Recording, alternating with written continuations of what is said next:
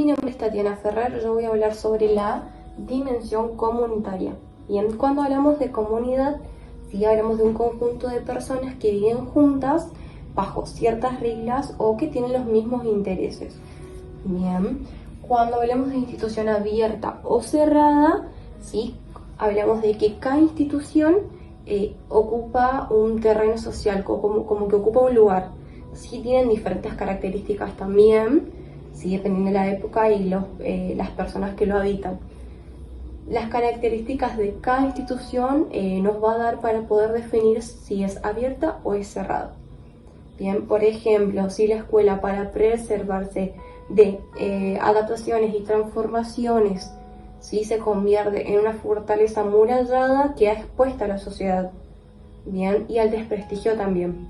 Por otro lado, una institución excesivamente permeable, si está expuesta a perder su especificidad ya diluidas.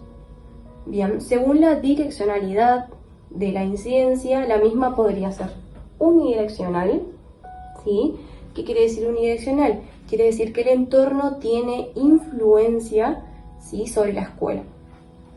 Tenemos la bidireccional, que el entorno y la escuela sí se influyen mutuamente. Bien, tenemos la incidencia mínima, que la incidencia mínima se conocen pero no tienen vínculos, ni intercambios ni proyectos. Tenemos la incidencia adecuada, bien, que sería que la escuela y el entorno cuentan con espacios de intercambios y participación. Tenemos la incidencia sobredeterminante. La incidencia sobredeterminante quiere decir que el entorno como que va a tener una fuerte decisión en todo, como que va a decidir en todo y en cada uno de los aspectos también de la vida escolar. Tenemos la ausencia de incidencia, que quiere decir que la escuela está cerrada. Tenemos la incidencia positiva.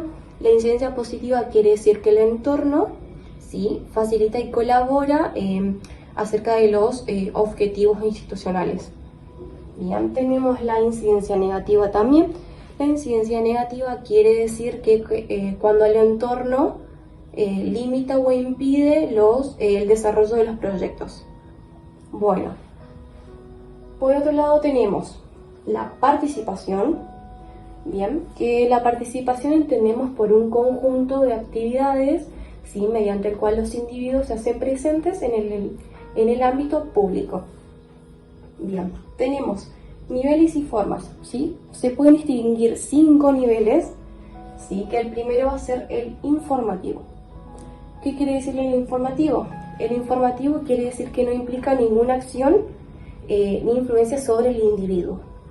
Bien, tenemos el consultivo, que el consultivo quiere decir que los individuos o grupos, ¿sí?, se requiere, a los individuos o grupos, ¿sí?, para poder tomar ciertas medidas.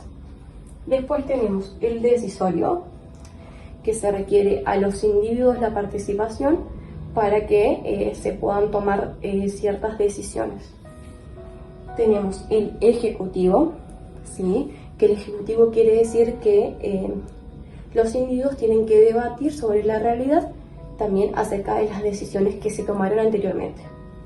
Bien, y por último tenemos el evaluativo.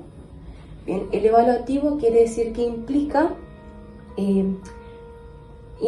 la participación para evaluar y verificar lo realizado por otro.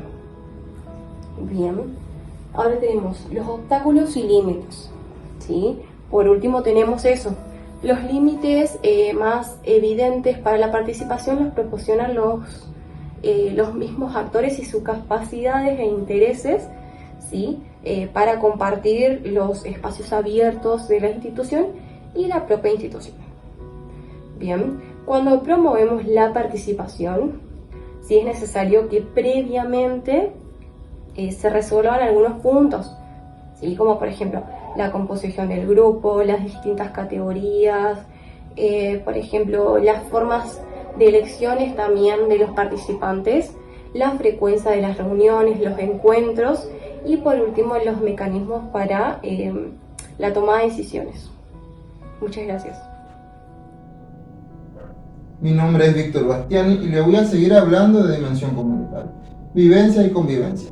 Para que haya una buena convivencia en un sistema educativo son importantes las reglas, para saber así lo que está prohibido, lo que está permitido y las sanciones pertinentes.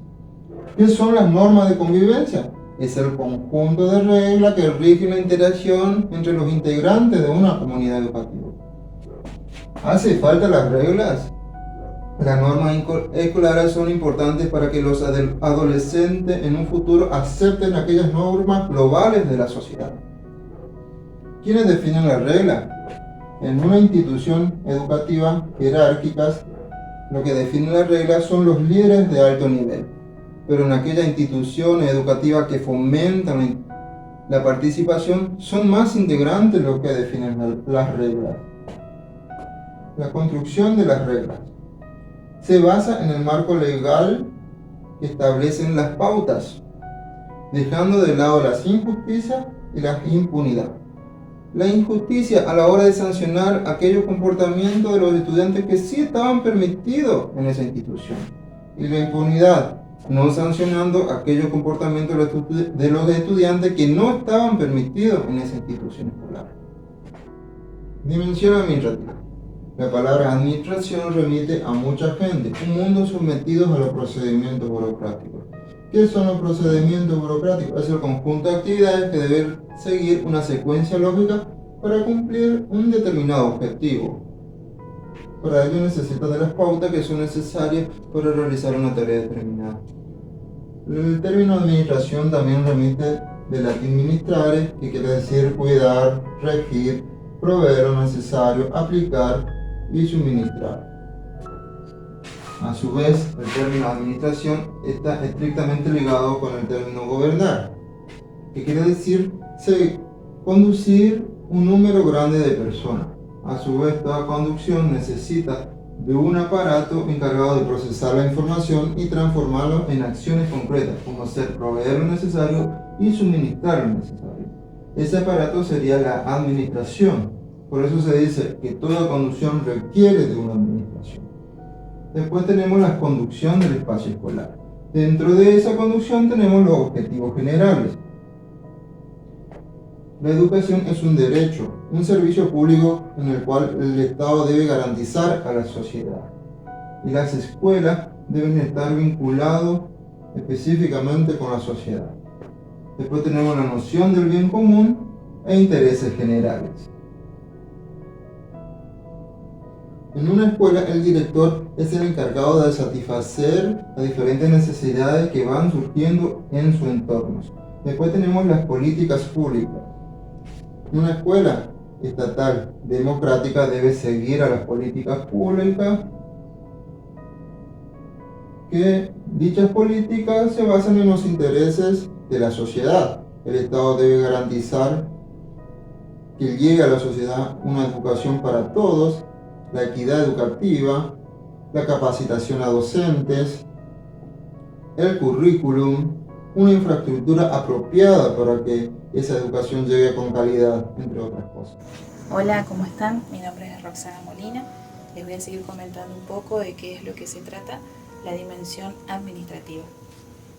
Cuando hablamos de dimensión, estamos hablando también de que esto tiene ciertas actividades en lo que es organización institucional.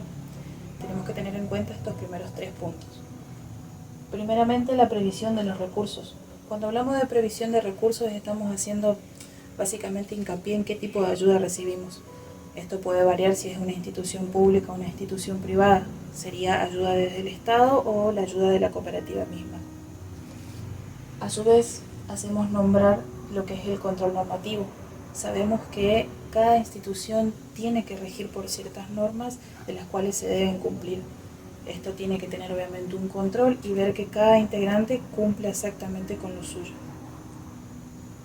En tercer punto tenemos lo que es la organización de las diferentes tareas de la institución. Estamos hablando de tiempo y espacio.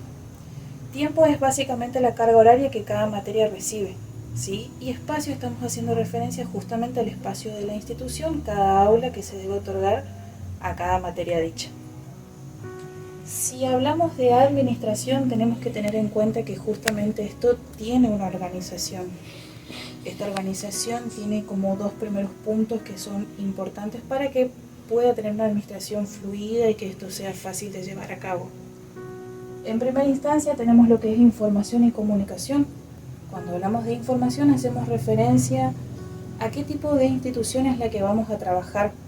¿Sí? No es lo mismo un colegio que se encuentra ubicado en el centro, un colegio privado, que aquella institución de la cual es del barrio y es una institución pública. Las familias que acuden no son lo mismo, cada uno tienen distintas formas de ser o distintas maneras de ver respecto a lo que es la educación, entonces recibir información de ambas partes, lo mismo del directivo que lleva a cabo esa institución donde se trabaja, va a hacer que esto obviamente sea mucho más llevadero.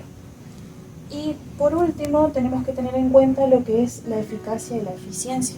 Cuando hablamos de eficacia hacemos referencia a la capacidad de poder conseguir todo aquello que se propone en tiempo y forma.